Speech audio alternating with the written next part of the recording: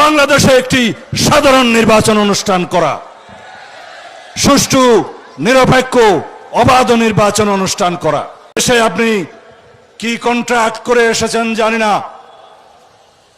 আপনি অবলীলাক্রমে বাংলাদেশের সমুদ্র বন্দর, নদী বন্দর, করিডোর সব বিদেশিদের হাতে হস্তান্তর করবেন।